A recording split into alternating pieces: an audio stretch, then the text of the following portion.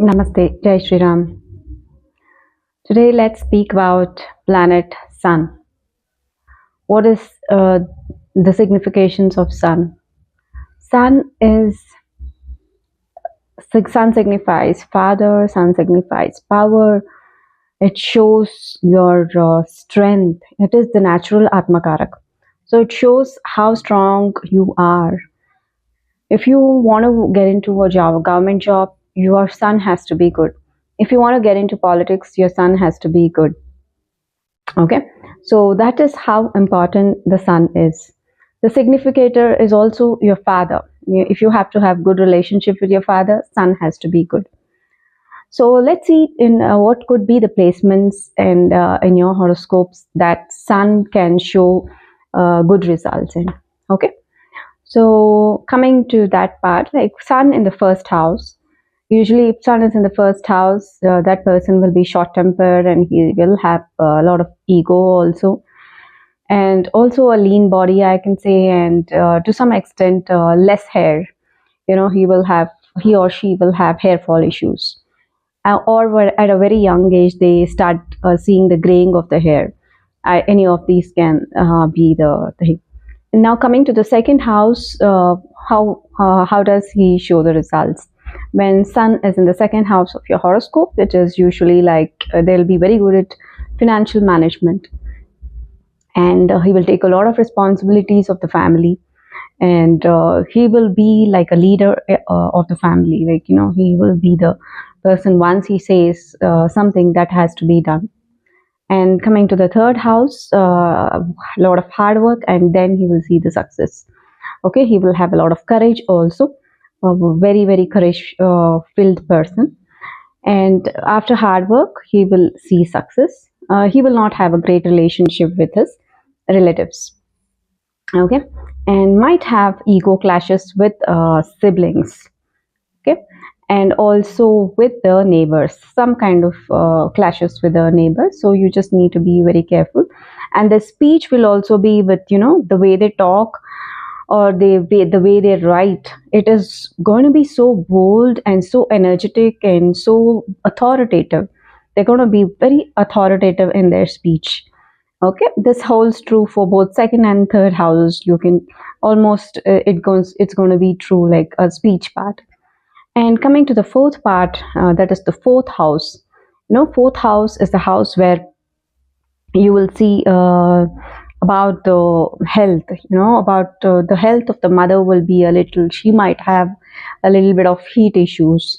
Okay, and this person, the native who has fourth house ka Sun, might have a little bit of BP issues or something. Okay, so yes. And now coming to the fifth house. Fifth house, this person is going to be very, very leader kind of. He would like the jobs which are has leadership in it, like the HR may, where he can lead people, where he can guide people. Those kind of jobs will be very, very good for him or her.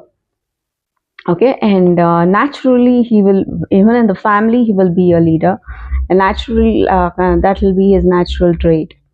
And if the Sun is placed in the sixth house, next sixth house, here he will not have a good relationship with his relatives, and he will be very courageous, and enemies can't do anything much to him. He will be the strongest. He will have the strength to fight any kind of enemies. He will be the strongest. So that is how it is in the sixth house. He has to take care of the digestion system also.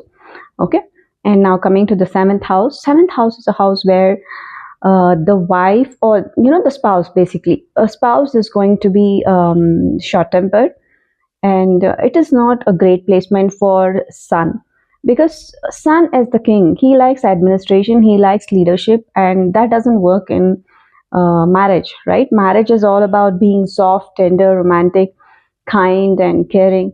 But as he is a leader, he's like, it is not a very favorable placement of a seventh house.